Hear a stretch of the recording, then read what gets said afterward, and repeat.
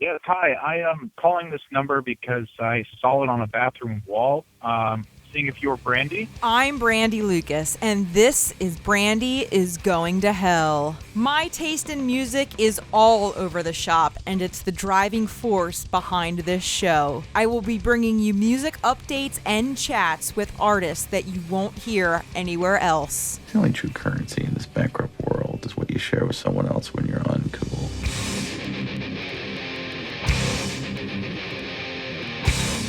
We get too high on the space mushrooms and then we upset the balance of the ecosystem. Yes. The crystals fall down and it awakens the purple monster. You got to know the rules to break the rules properly. You know, like sitting in on a music composition class, all the people in the class were people that it seemed to me had never listened to music before. Your listening habits are the most important thing if you're going to be making any sort of music. The more that goes in, the more interesting it'll be, whatever comes out. I'm Brandi Lukas, and that was Josh Musto and Damien Moffitt of Brooklyn's electro-sludge psych-doom duo Trip Villain. In this episode, Josh and Damien share their musical journey that led them to full doom control, influences on their latest EP 1, and the guys also share their weirdest trips.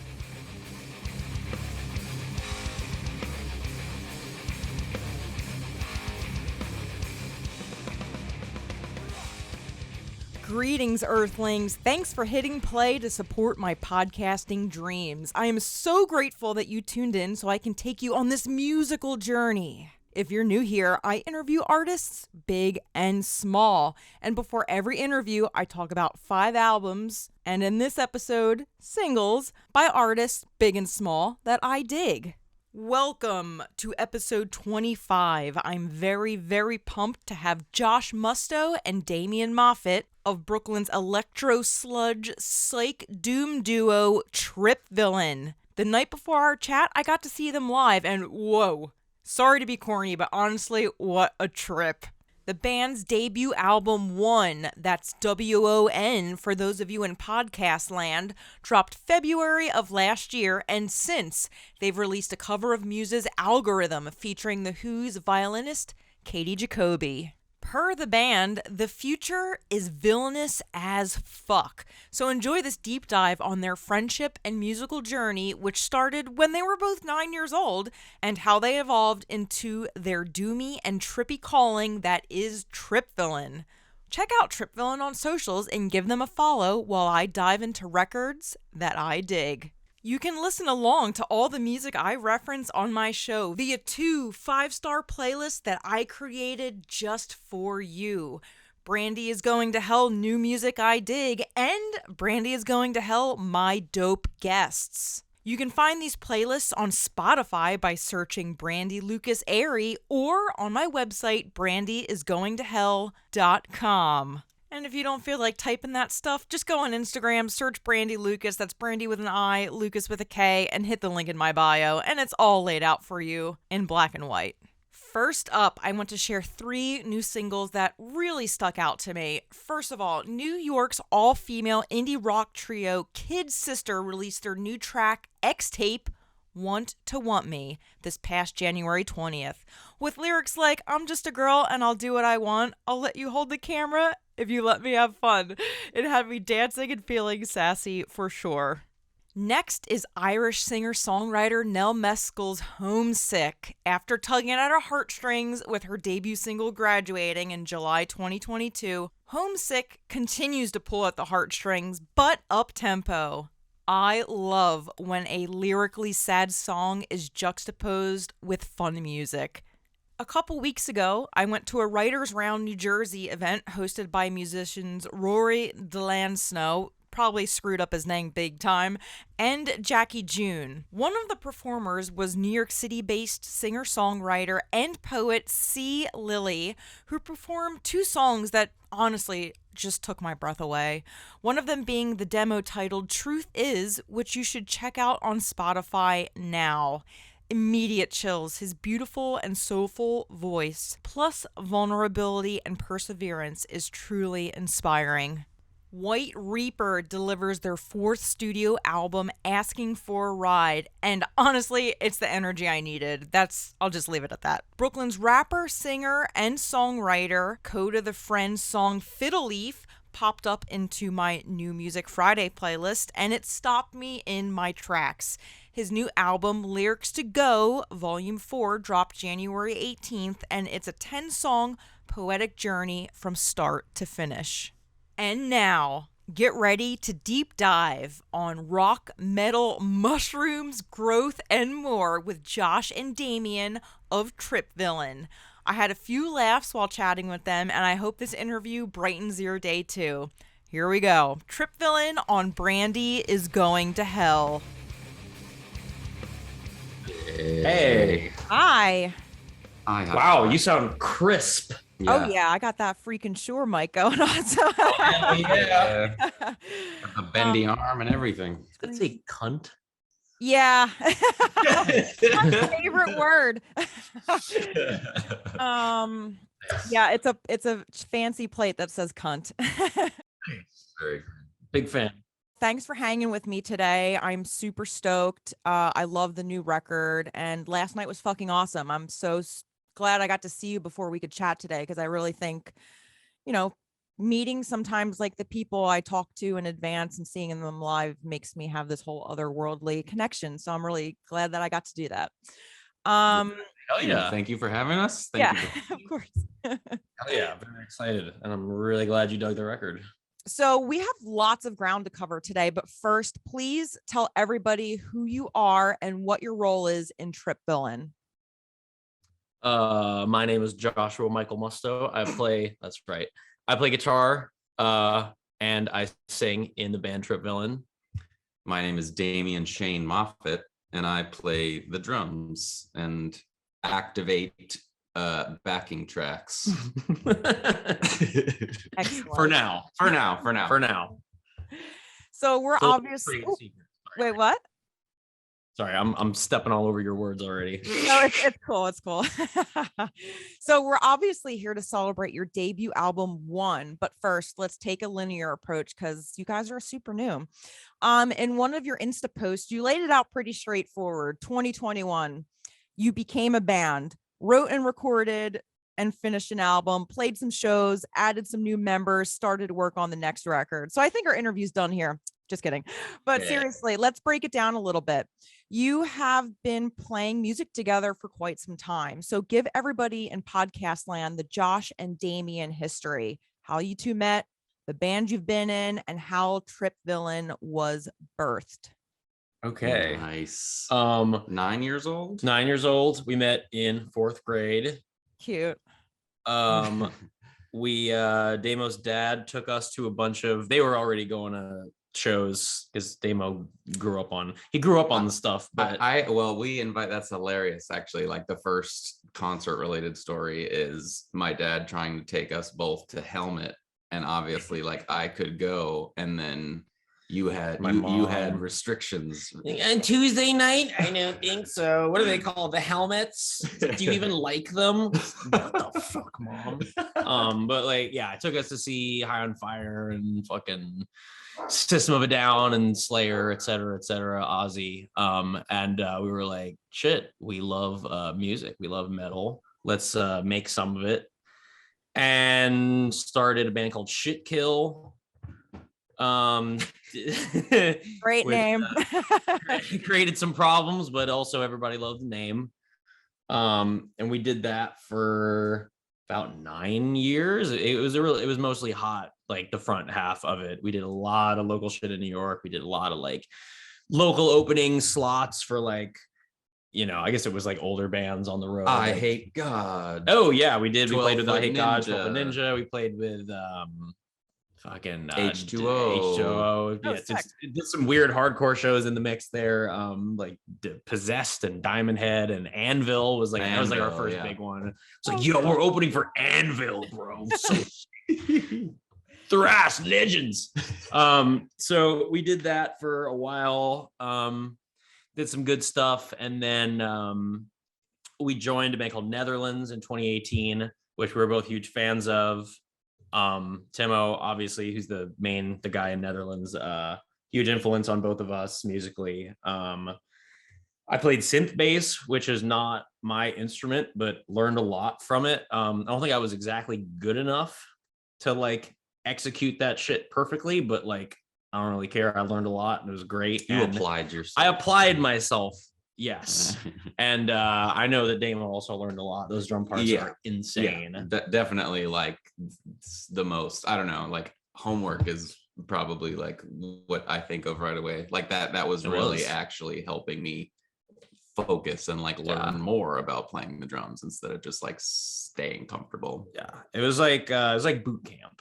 Yeah. Like we were like about to do our like, hey, we're gonna like be really doomy all of a sudden thing, like right before we joined, and we're like, well, shit, okay, let's just join this band that's already established. Did that, learned all the things, boot camp vibes, and then eventually started writing and realized like, hey, there's not really room for our creative voices in this band, so let's just do our own thing. And then we wrote the Trip Villain album. Sick. Yeah. Came together very quickly. Yeah, that's awesome. So since you've been playing in bands together for, so long, you must have some musical influences at a very early age as well. So talk about your relationship with music growing up and what led you to your respective instruments. Well, I had like a very funny music household. My dad played the drums and was doing like a lot of funky underground, like I guess punk stuff like throughout his career. And then I think Tim Dog, a few rap artists in the mix. But my dad was always listening to like metal, essentially, like Black Sabbath was like one of the very first things ever. And then like I said earlier, like Helmet came into the mix, like a little bit more like 90s industrial-esque rock. I don't know. I'm terrible with genres. He always had Slayer, God Hates Us All, Slayer, jamming. Yeah. He listened to like really heavy music, Mastodon, Candiria. And my mom was always listening to like classic 70s, like classic rock and funk and stuff. And that was like literally like, the two opposite sides of my apartment growing up. It's like, oh, I could go to the workout room, AKA my parents' bedroom, and listen to my dad like do loud music and working out. Or just hang with my mom in the living room and feel much more chill. Doobie Brothers. Yeah. No, not the Doobie Brothers, but yeah. So that's like the subconscious influence. Cool. But then I feel like, I don't know, what was your beginning of influence? I mean, the first music I learned, both my parents are in the classical business. My mom's an opera singer. Wow. And my dad is a pianist and a composer, writes operas and crazy shit. So, like they're totally both like virtuosos doing what they do, which is just completely lost on me because I grew up like backstage at the opera. So like that type of music just like it just like does not affect me at all. Unfortunately, I'm sure I could get something out of it, but like it was like that for a long time, and then all of a sudden I heard, I think it was like the fucking Beach Boys. I was like, oh my god, the drums so sick. So I was like into the Beach Boys, got into the Beatles to impress a girl that liked the Beatles, and I was like pretending, and then I was like, oh wait, this is like the greatest band ever. Huge Beatles, huge influence on me. A lot of that in Trip Villain, disguised.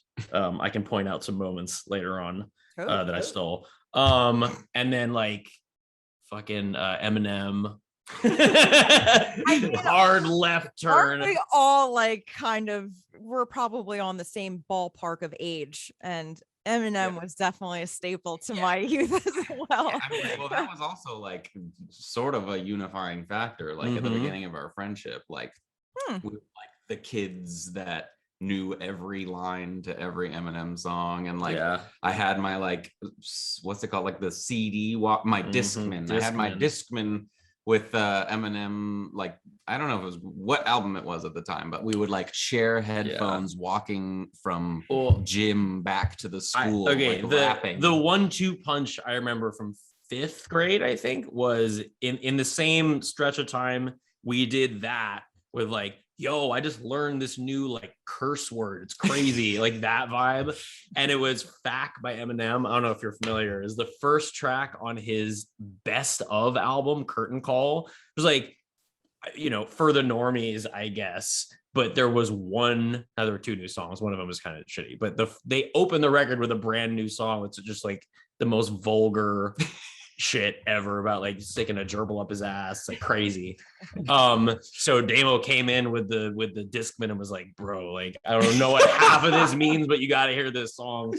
And then the same thing happened, but it was Cigarro by System of a Down, which had just dropped. My cock is much bigger than yours. My cock. Yeah, like definitely like profanity driven. That's a fair point. And then secondarily, like, oh wow, and these riffs are great. We should like do this forever together. Yeah. Nice. And the guitar was the first instrument you picked up. Yes, no. Drums was my first. Drums. Also. Okay, very cool. Interesting. And wasn't good enough. I wanted more attention. Yeah, well, switching to the guitar is a good way to do that. Drums are still my favorite instrument, though. Cool, awesome. That was funny. It's like there's like a whole part of our friendship in life where like you were literally like practicing the drums, and I was better than you at first. for like a month. I don't remember that, which could just be me only because I had a kit in my apartment, so I was playing all the time. And then as that. soon as you got access to a kit, you were obviously I was like, I can't do that. I love that. So to lay out the red carpet, you released your first track, Is This Love, in July 2021, and then The Villain in October 2021. So now let's dive into your psychedelic doom loaded debut One, and that's WON for everyone listening, which dropped this past February 2022. So please share your behind the scenes processes of this journey. Some examples. What was your writing process like? What influences do you think subconsciously crept in as you evolved Trip Villain? Well, we had a very different writing style for this stuff than we ever did for our other stuff. I could have phrased that better, but that's okay. Basically, I feel like we gained the superpower this round of being able to record ourselves and like self-produce, which we would like, in the past it was like, hey, I need to like, we're gonna like do an album, and I wrote all the songs with like MIDI drums and GarageBand. So let me like hit up my grandma for like $5,000 to put us in the studio, and like we have no control over anything. It was like, now we literally went in, did everything ourselves. We basically all the songs came out of jams we did. And the sort of ethos that I borrowed from Netherlands, I guess, was 2 things. It was A, the drums are the lead instrument, and B, every single second of the song has to be like no filler. Like all, like it's like we had a mentor when we were younger who used to say, yo, I would like give him a song and he would say, yo, that heavy riff at the end, that should be the whole song, dude. It's like always like a running joke with us. And like that's basically what we tried to do, especially like Is This Love. We're like, okay, that rhythm is really cool. Let's just do that the whole time and build. And it's kind of, we also kind of, I think, approached the arrangements more like electronic music, even though it's not, but it's like that same vibe of like, keep the beat going. Everybody's got to be dancing the whole time. And like, it's just like, it's gotta like, it's supposed to hit you in the chest and make you dance. It's not like kill people music. Yeah, I totally felt that last night when I saw it live. I mean, like when I listened to it generally, yes. And then like, I didn't stop moving last night. I was like headbanging the whole time. So for sure, it's got that vibe. I think it's actually interesting, like going back to the beginning of our friendship, like the first things we ever worked really hard on, like just for fun, was like editing videos together. Like we were like trying to copy Jackass at a point and like going and filming things on like a mini DV camera, hitting the balls in Riverside Park. Yeah. And like just editing everything, like making movies all the time. So I think we just kind of have these like input oriented minds that like always had fun editing things. And then like you were saying, like all these songs sort of came from jams, and like either, we stuck with the synth line or we stuck with the drum part, but like the editing factor really came back this time, like just taking if something happened that was cool but it only lasted like 1 second, we were able to then like make it obvious how it needed to get, how it needed to extend, and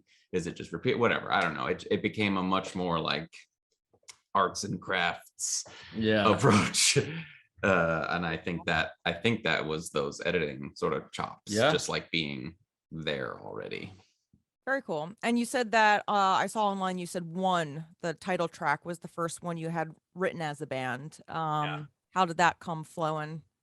It was just a jam. We were just jamming, and I was like, that's the one that's where we were like, let's try to sound like Death from Above. I was like, yo, I want 2 things. We gotta sound like, we gotta like do a Death from Above vibe, and we gotta make people dance. We gotta like make something dancey. And of course, and it just like instantly came together. The working title of that one was Jihad 1979.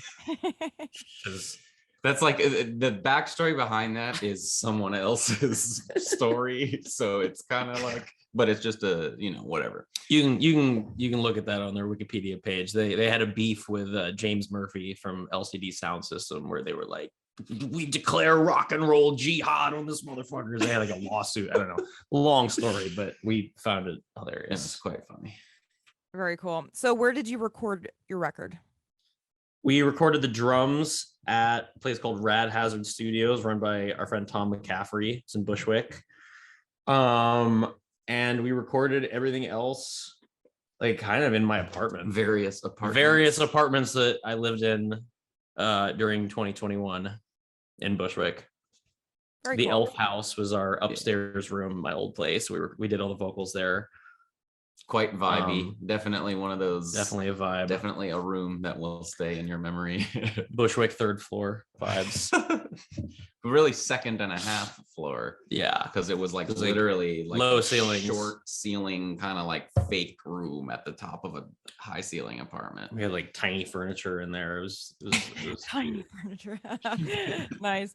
And you have a couple features on the album as well. Obviously the title track, first song on the record as well. And what's your connection with Leach there?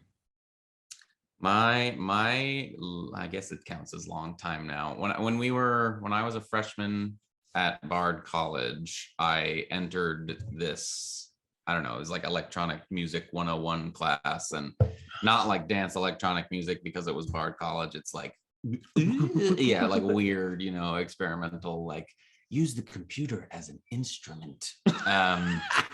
So I was in this class and fresh into college, and like there were a couple of talented students already, but like one of the incredibly talented students was this guy, Stuart Leach, who became like a really good friend really quickly, and like let me sort of in on his music writing process. And like I was totally just like, Jesus, like, I don't know. I was kind of just floored, like seeing somebody the same age as me, like be so far along with like composition and stuff.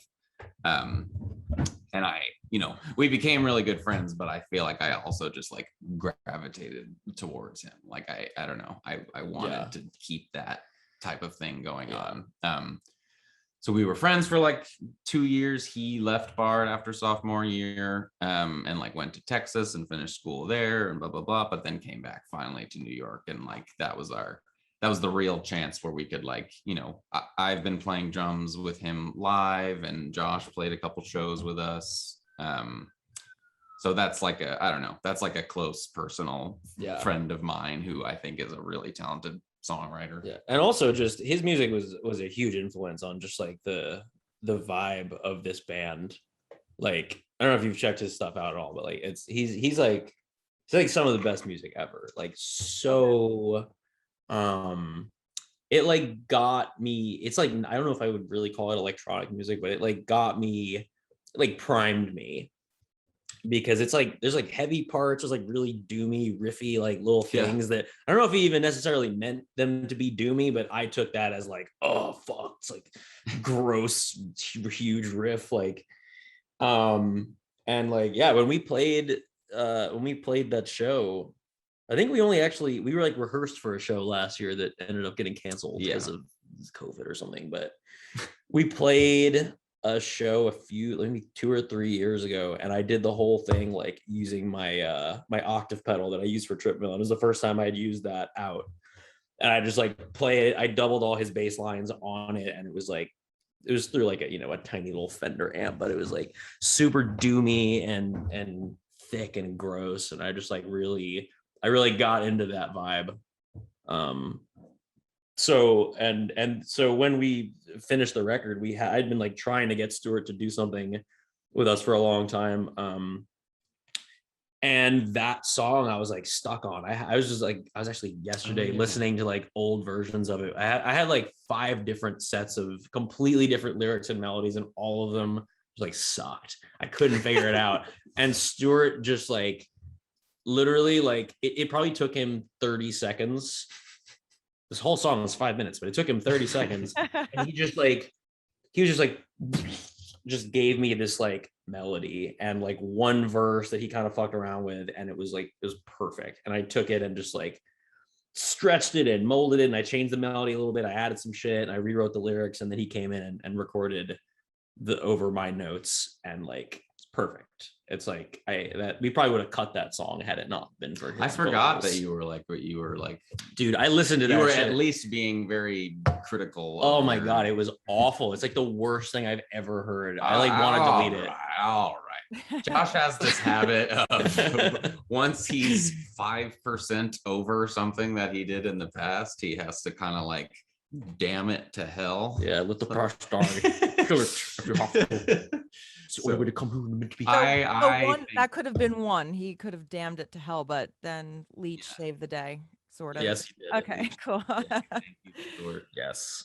No, yeah, I super dig all the lyrics and all the songs too, because I mean, there's some love songs in there, and there's also some really funny ones like Matcha, Nirvana. I don't know, but it's a journey. The whole record is like. Yeah, it's like its own little freak show in a way, but also very deep, and I like it a lot. So there's also this other feature you have on another round, guest vocals by Lilley Blue. It's such a lovely and dreamy track. How do you guys know each other? So Lilley was at the time was roommates with one of my at the time girlfriend's best friends. Okay. 1, 2, and 3.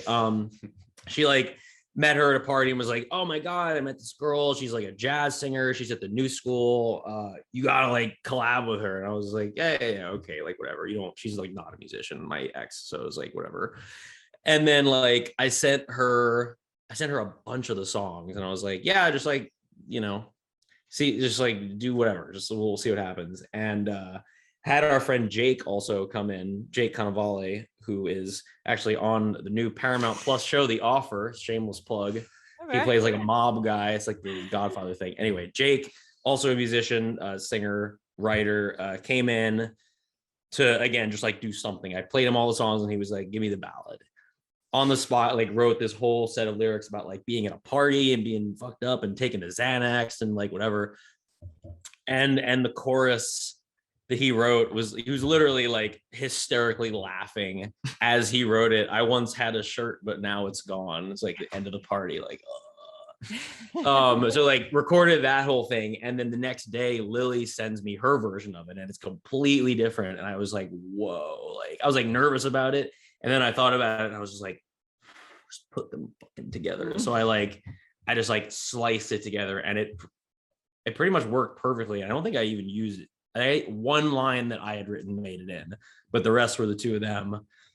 And and she just she's a jazz student, and like whatever. I feel like my only experience with jazz is like you kind of have to do that at school if you want to do something like active on a drum set.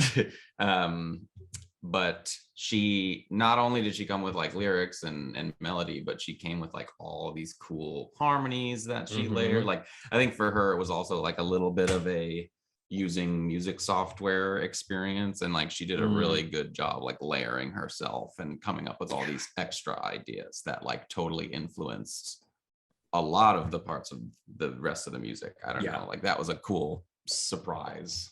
Yeah, I think it fits in so well with the record in general and the flow of it. Like, you got a little something to everything on one, the instrumental, the chick vox and everything in between. It's like a really cool flow. I really dig it.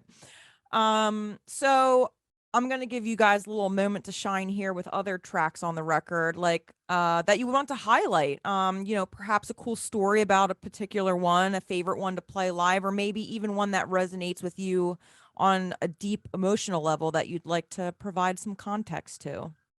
Wow. Okay. I know that's a loaded question. You can take a second if you want to think about it, but it's open-ended. So like, let whatever you want to shine. I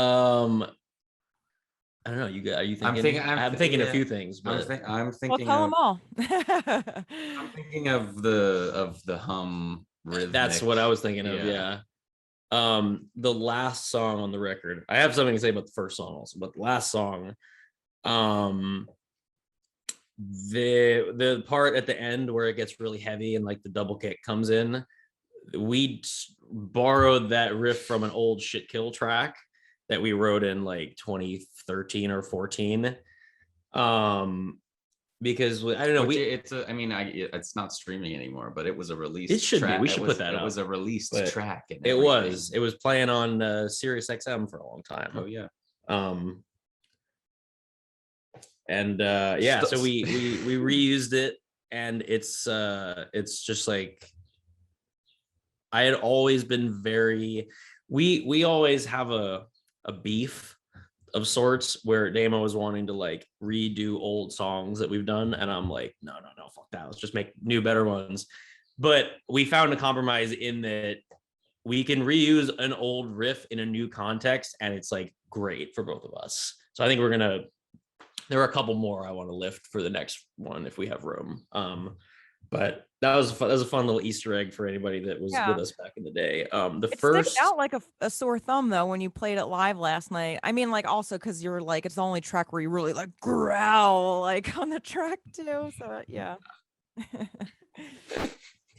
dig it. Yeah. So that's there's also a mini nugget is the Kanye West. Are we allowed to talk about that? I feel like we would get sued. No.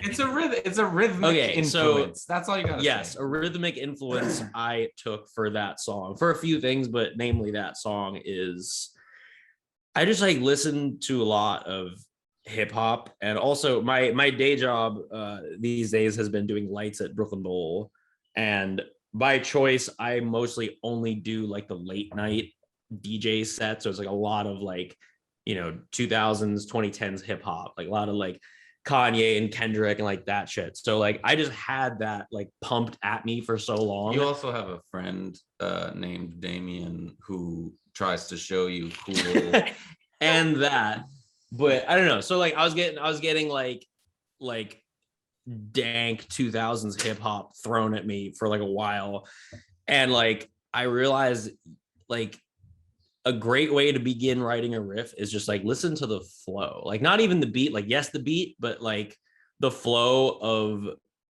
Kanye's lyrics in the song I'm In It off the album Yeezus, one of my favorite albums ever. I basically started one of the riffs in Hum with that and like made some changes, but like I translated his vocal rhythm to like chuggy guitar riff and double kick. Cool. And like it's kind of unrecognizable, but like I've been doing like little like fake hip hop mashups of our stuff this week, and I overlaid that verse on top of it, and I was like, ooh, that's like maybe a little too close. But it's a good thing we'll never tell anyone about it on a podcast. Good thing Kanye doesn't have Instagram anymore. What else? Fun thing. There was something about the first song. Yeah, the villain. That's not the first song. It's not. It's the first song in the set, dude. That's right. It's first song in the set. Well, whenever the villain is second, third, second. I don't know. That song. Two nuggets about that song's production. Musically, during COVID, a friend of ours, who's a hip hop and like pop producer, hit me up. Gabe Monroe, old friend of ours. I knew him from high school. We used to demo, played in the band with him, etc. Hit me up and was like, yo, I'm like trying to put together like a metal band for this pop artist I'm working with, who like I just showed her Slipknot and she's trying to do this. So like, can you just like write me some like songs for this girl? And in like an hour, I did what would later be the villain, and I sent it to him. And he was like, yo, holy shit. And like the thing ended up not happening, but that was the one where I was like, oh shit, I could just do this. Okay. Like maybe we should just be doing this. And I wrote it about so Trip Villain, I should also explain. The name of Trip Villain is also related to the name the villain. It's like it means two things. My girlfriend at the time was like telling me about this vacation she'd been on, and there was a friend who like narked on them or something and just like ruined their good time. And she was like, oh my God, that girl was she was the trip villain. And it got me thinking, and I was like, okay, but also like if you're tripping and you see someone whose face isn't right, and it, like, you know, the Michael Shannon, enemy. Yeah, you see the villain, Captain Hook. And there's a dude I know who shall remain nameless who has a very villainous face and also a lot of mushrooms. And I wrote the lyrics of the villain about this person. Okay, and that, yeah. I should probably stop talking about it there. But okay. That is the least guessable person and thing in the entire book. I really enjoyed I feel like back in the day, I did not know how to write lyrics, so they would either be gibberish disguised as like, no, it sings really well, like, you know, as the Beatles would say. Song doesn't have to be about anything. Like, I was like that vibe, or like, you know, oh, it's gonna be about like war or in the Satan or whatever, like, or like I hate everybody in my fucking high college class. This time it was really nice to just like, yo, there's this guy, like, I don't know about this guy. Let me just expand on that. Like, I was like laughing, like all the lyrics to these songs, I was like laughing when I wrote them. Super cool. And to piggyback off what you just said, the Beatles, you said you had some Beatles Easter eggs in there. Hit me with what you wanted to talk about. The chorus of Another Round, I later realized is Don't Let Me Down. Okay. It's like off by half a measure, so like it's not that, but like it's like it totally slipped in there subconsciously because it was right around, no, it was before the Disney Plus doc came out, but like I was going through a heavy Beatles moment then, and like that definitely slipped in because but like it's not, so when I say the Beatles, it's just like, it's like deep influence. I mean, I think on everybody, but like I didn't like mean to put it in there. That chord progression came from that very first jam we did. Oh yeah. And it just like happened. And I remember at the time thinking like, oh, I feel like I'm playing something, like it sounds familiar, but like I can't put my finger on it. And like 99 times out of 100 when that happens to me, it's the Beatles song. They already did it. Simpsons did it. Yeah, I don't know. I forget if there was another one I was thinking of, but it's just like everywhere. I fucking love the Beatles. Not really. So I much. mean, you know, like I feel like you always hear people say, "What's the thing about like the good artist steals?" Yeah, I don't know what the thing is, but like, there's no reason to original anymore, right? Is something. But yeah, just like don't deny that, you know, like I don't think that's even like a crime or a bad practice. I think that's just like something, if you're not acknowledging the fact, if you're not acknowledging like the influences and the pieces that you're taking, like then you're kind of you're being phony. Yeah. I mean, I think it's like you gotta know the rules to break the rules properly, you know? Like I remember sitting in on a friend of mine's like music composition class at NYU years ago, and all the people in the class were people that it seemed to me had never listened to music before in their lives. Okay. Like it would be like they bought Ableton or some program, did a thing they didn't know about, like you have to be in a key of some sort, you have to like do all these things, and like just like awful music that you could tell was made by people who aren't a fan of anything. And like that juxtaposed was just like music written by people who love all music is like, I really think like your listening habits are the most important thing if you're gonna be making any sort of music, like because it's, you know, the more that goes in, like I think just the more interesting it'll be whatever comes out. Yeah. And like active listening is an incredibly important skill. Must be done. I don't, that's like the most, it's not shocking because whatever, I feel like we're weirdos for the way we like, you know, you kind of have to be a weirdo to like fully actively listen to music, but I love weirdos, and that's why I'm having a conversation with you guys today. Like, you know, I don't make music, but I appreciate it from that deeper level.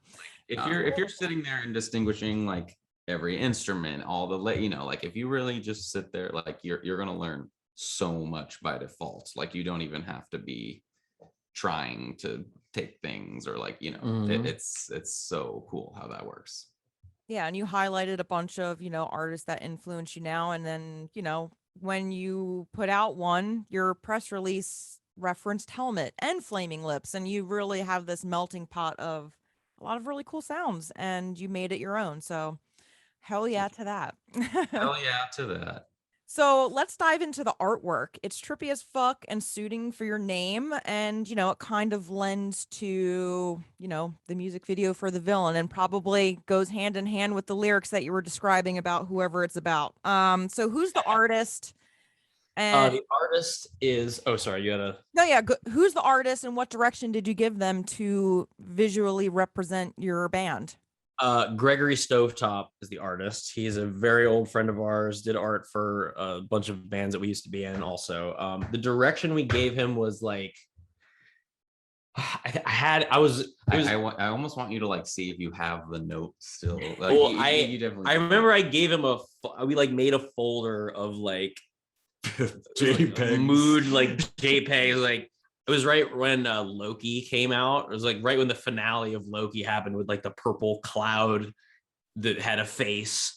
I was like, should be like a guy standing in front of a menacing thing with a purple cloud and like just that. And I sent him a lot of really trippy art. And like there's definitely some like, I think one of them was a live shot of like the Yeezus tour stage. Oh yeah, with like the huge pyramid, like sun and the pyramid, and yeah, I guess what he came out with was kind of like if that fucked the purple cloud from Loki. Well, literally what's on the cover. We've actually been doing work with him for like a long time. I mean, he did the original, like, you know, shit kill, whatever you want to call that, like mascot. Yeah, he drew this really sick skull for us for Shit Kill, which actually made it onto the album cover. Well, I was going to ask you what what the symbolism was for your shirts. So that answers my question partially. I got the Shit Kill shirt. Okay. And mine is Missing Foundation, which was this band that my dad was in. I guess I don't know what era. 90s? Must have been late 90s. Yeah, not late 90s. Oh, okay. Early 90s. I don't know when it was. Isn't that when they burned down Tompkins Square Park? I was gonna say, yeah, no, they were in this whole thing. There's like a whole, you know, it's not PBS, but there's like a whole TV news segment about this show where they were calling it a riot. Like it was just people having fun. Was it just a sick like show? And they were like, show. the Tompkins Square riots were out of control today. Yeah. No, and there's literally, it's like, apparently they like showed it to police as an example of how not to take like care of an event like that. I whatever, there's a pretty big disconnect now because of the timing, but like that's definitely the band that I like heard the most about. My dad, whatever, touring and like experiences. Like I feel like he was telling me about those tour experiences when I was like, very fresh into I think I want to be a musician, and like, those definitely were like good enough stories where I was like, all right, I could live with this type of stuff. Cool. I love that personal connection. What are you pointing at, Damien, on the cover? Oh goodness. It's kind of, this is sort of a boring answer, but it's sort of ambiguous. I mean, it's where is the, I want to look at it. Oh, it's right. Can you see it? I don't even know. Oh, nice. Oh, sweet. It's let me take it out. Oh, I think you're pointing it at the crystals. You're like, yo, check out those crystals. there's like this themed idea of I think it basically is the Villain music video. It is, like, right? Where we're coming, we were like, I almost want to say there was like a video game, it was like, we're going for an objective and the trip villain is this guy. I think in the video, we get too high on the space mushrooms and then we upset the balance of the ecosystem. Yes. The crystals fall down and it awakens the purple monster who then does something terrible. He villainizes us. It's just like a bad vibe. That's his superpower. The worst vibe. I love it. There's the lore of the crystals that has yet to be fleshed out. But that's what I'm pointing at. The Villain 2. Opens the next record. Excellent. I love it. And I must say, this plexi disc is super cool. Like, it's got your faces on it. It's actually pretty funny. It shows my age. I've never seen one before. And I showed my husband and he was like, oh yeah, like lots of rock mags like Kerrang and Metal Hammer always had plexi disc taped to the cover. So I was like stoked when I got my copy. And I'm excited to listen to it once my amp is repaired. So yeah, cool little note on that. I think the plexi disc is fucking rad. That was a cool little thing. Like I was super skeptical at first. I was like, you're gonna sell people a floppy square? Hey, it must have been convenient though because of the vinyl like shortage and like. That's why we did it. That's literally what it cost. So it's like they literally because we had them pressed ourselves, so we were like, yo, how long would it be to do like 7-inch vinyl? And he said 2 years. Yeah. Or I could give you these flexi discs in 3 months. Think outside the box, and it worked in your favor. It's super cool. It's a nice little piece. And and since the release of your record, you've gotten some love through various avenues. Doc Coyle, specifically from Bad Wolves, gave you a major shout out in his podcast, and it's all exciting stuff. So in that same Instagram post that I referenced earlier, you said in 2022 you foreshadowed being villainous as fuck. That's gonna be a lot of fun. The exciting thing about the future is we totally moved into an apartment in, I guess it was October, where we have like a studio in our apartment. There's it's right there. Oh, sick. Background. So we are able to record everything now. We record our rehearsals. Yeah. We record, it's like it's like our masters in Tenacious D said, always be recording. Never stop recording, Cage. So yeah, we're working hard on the next one. We got like 11 or 12 demos.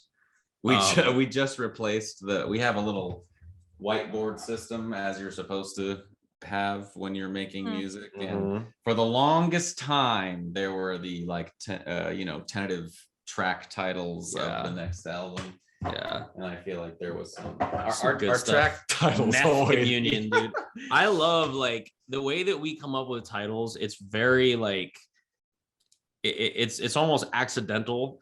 Like we'll like do a jam, I'll go in and like go and like every little section of the jam, I'll name it. I'll like put a marker, name it, loop it, bounce it. So I'll have it just in my iTunes as like all like whatever the first thing that comes with, just like stream of consciousness. Like, yeah, like, okay, like Meth Communion was one because it sounded like Death is This Communion by High on Fire, but also like a crystal meth guy made it. That's as much thought as went into it. Is This Love, another nugget, started off as I feel like I was trying to drum sort of like, I'm a big St. Vincent fan, and I was trying to emulate like one of her songs, which is just... It was also the Bill Maher, the late Real Time with Bill Maher theme. We also stole for Is This Love, but that was called Vincent Strut because I was like, dude, there's a totally strutting part of St. Vincent song. Yeah, it was all shit like that. So we're doing that again, but like times 10. Awesome. Super cool. There's so much to come. Nice. I love all these Easter eggs too. You guys are super fun. So I love it. So the best way to support you, I would imagine, is to go to your Bandcamp and buy one of those Plexi discs and, just listen to your music. I've had it on, repeat on Spotify for sure. Sorry if I'm one of those villains in a way for still using that service, but no, hey, please listen to our Spotify numbers are very important. Yeah, totally. So I've been spinning it a lot there, and go get your Plexi disc, guys. So what I always do in every interview is some silly rapid fire questions. It's just like a fun little way to alternately get to know you guys. When you're ready, I'm ready. Oh yeah, let's go. Ready. All right, let's do it. What's the most recent show you've binge watched? Ooh. Oh my God. Vikings Valhalla. What? That is such a fake answer. Whoa, I did. I watched the whole season. Watched that like years No, there was ago. a new season. It's 100 years in the future where they're like, right, this is where Ragnar Lothbrok stood in the Great Hall in season 1. I'm so bad at watching TV. It's okay.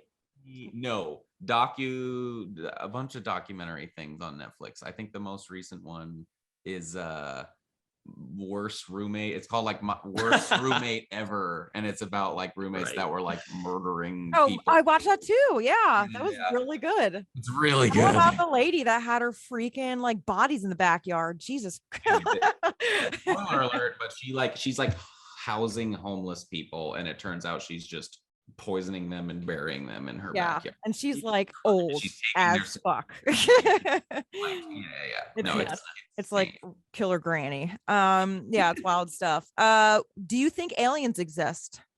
Yes. Ooh, I think so. What are the odds that they don't? Yeah.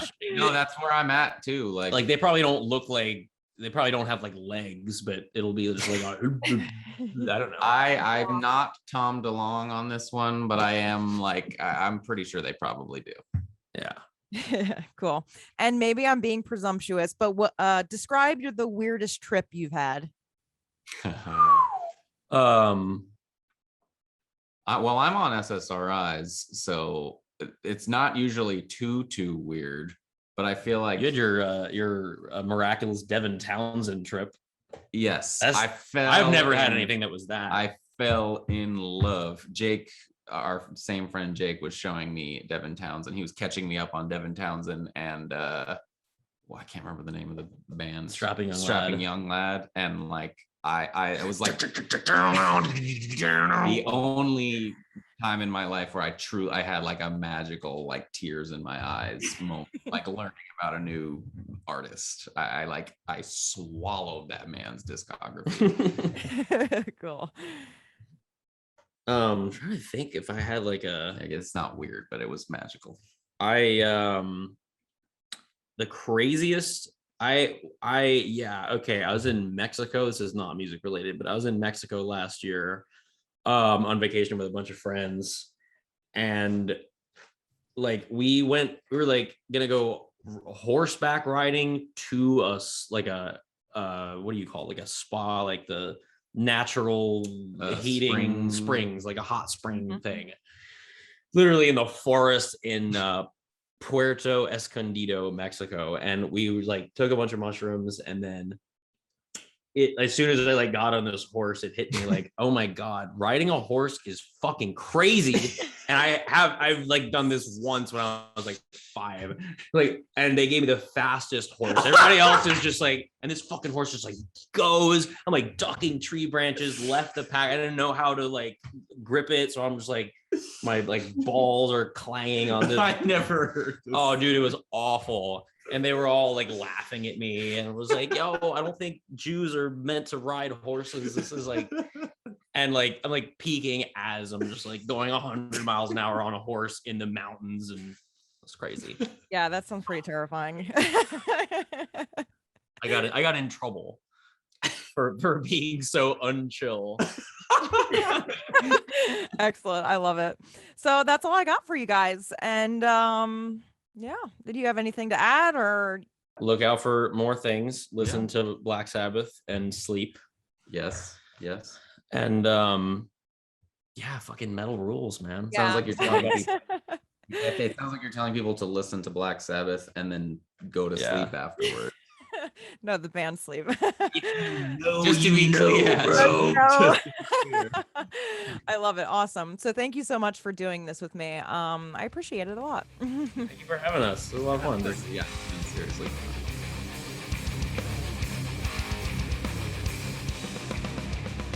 And there you have it, Trip Villain. Be sure to check out their psychedelic doom sludge tunes and keep an eye out for when they play next. Thank you so much for listening to my podcast. In my brain, I have this ultimate dream of growing a community of people who love exploring rock music and all music in an unconventional way.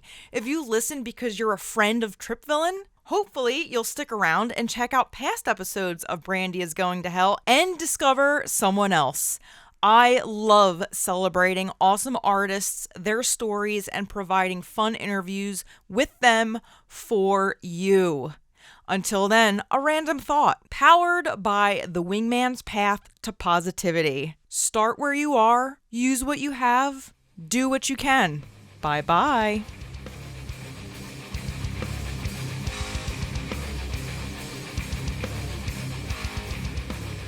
Thank you, yes you, for listening to Brandi is Going to Hell.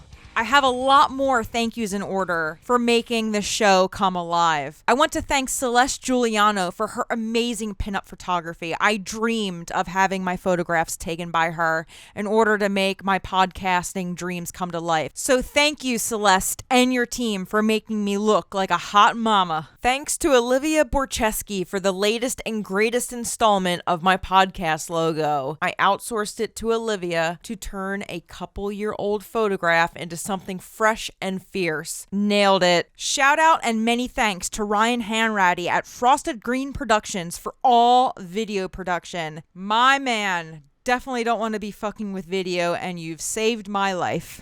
My amazing husband, Mike Airy, for always believing in me and bridging the gap between me and amazing artists. More importantly, having somebody that just loves me and my absolute goddamn weirdness. You are a saint, and I love you, and you're my rock. Saint Neot's hardcore band Impact for the music throughout the show. You can check out their EP Strength Through Loyalty on every streaming service. My friend Gooch, aka Ryan Nelson, for always asking me when's a new show coming out. My friend Matt Young, who got my foot into the door as an intern at IndieGoot, which led me to my first career in music at Q Prime. Huge thank you to Nick Teeter for the rec and following up, and a major shout out goes to Doug Oswandel as well for giving me a chance and hiring me there. My dad, John Lukas, for raising me with an impeccable taste in music, and my mom, Beth Ann Lukas, for helping me be a functional adult with good credit. Jokes aside, I'm so lucky to have had such wonderful and caring parents growing up and mold me into the person I am today. Last but not least, Brandi is Going to Hell is dedicated to my badass grandmom, Elizabeth Betty Fowler.